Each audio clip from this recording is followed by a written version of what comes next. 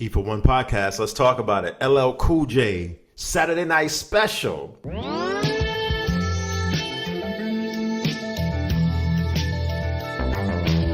Or Rakim Be Ill. Both of it's so ironic how both of these singles dropped within a week of each other, right? LL dropped first. He's dropping his upcoming album, The Force, in a couple of months this fall, September, I think.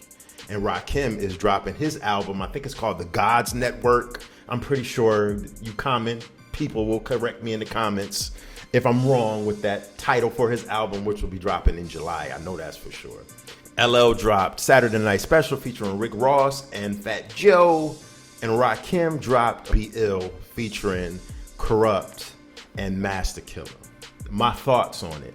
LL has been working on this album that's been heavily documented on my channel, and as you know, executively produced. All songs will be produced by Q-Tip. Whereas Rakim is doing something totally different, but not really, because on Rakim's new album, Rakim is doing all the production, all of the beats. Who knew that Rakim was a producer? Rakim produced this song as well. Like I said, he's doing all the production. So Rakim locked in with himself on his own album. The only thing that I do not, I'm not gonna say I don't like. The one thing that I'm very, very skeptical about this Rakim album that's gonna be dropping very soon is that it has massive features on it. Every song has a feature on it. So it's not really a Rakim album. It's a compilation album featuring Rakim. So whereas Rakim will have one verse, every other 13, 14 artists on the album will have their verses, which I don't like, because when that can be a cool concept. Don't get me wrong, but it can become kind of convoluted when you have, it can become a little unfocused here, is what I'm saying. So I'm hoping it's not an unfocused album and it's not just like a compilation sounding or a tribute album to Rakim, because that's what it sounded like. But anyway, back to Saturday Night Special versus Be Ill. Which one was the better song? No, hands down, Saturday Night Special. Production was cleaner.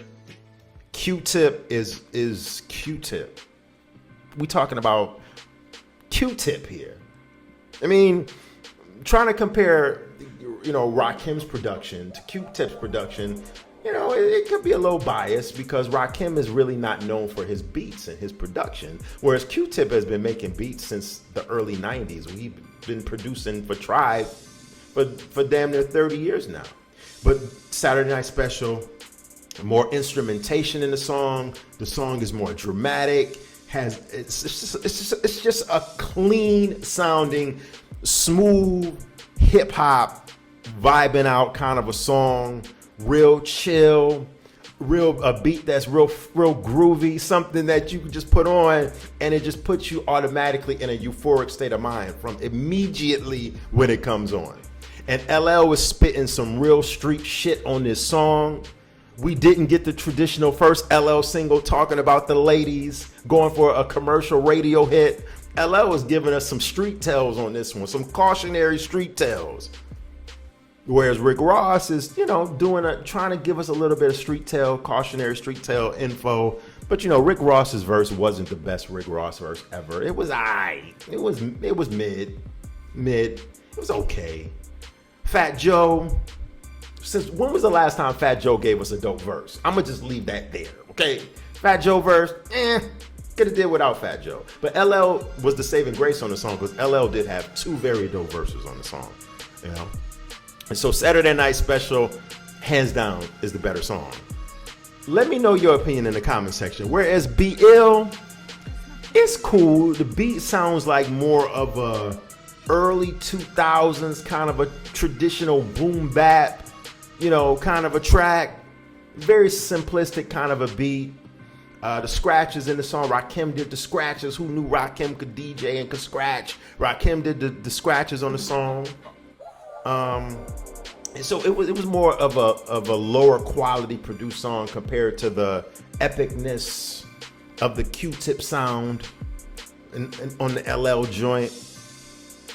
Corrupt laced us with a very average verse. This was not a dope verse at all by Corrupt at all. Master Killer's verse was cool. He stuck to the subject matter, the script. very, very monotone. I damn near fell asleep during Master Killer's verse because Master Killer has that monotone kind of voice and style anyway. So I was very leery about having Master Killer on this joint. Like, out of all the members of the Wu, I would not have went for Master Killer. Even though I think that Master Killer has had his moments in the past, I would have got the Jizza on this song, hands down. Where is the Jizza? Can we get some new Jizza? I would put the Jizza on this song way before I would have put Master Killer. But Master Killer did have a verse that was meaningful. He did have some subject matter on it, talking about, his basically talking about not necessarily upliftment, but it was a more of a intellectual kind of a thought-provoking verse. Rakim's verse was okay. Rakim just basically was talking about, him being the Ra, Ra. So I really want to know what you think. I know probably, I don't know which way y'all gonna lean to. That's why I said, let me know in the comment section. I hope LL's new album is just as dope as this song, because this was a very good single. Very good single. This is probably LL's best song that I have personally heard LL. Not only one of the better beats, this is probably one of the best beats I've heard LL rock over in a very long time. Very, very good song. It's one of LL's best quality songs that he's came out with in many, many years. But anyway, I'm going to turn it over to you. And you've been watching the E for One podcast with me, Anthony AP. And until next time, I will check you later. Peace.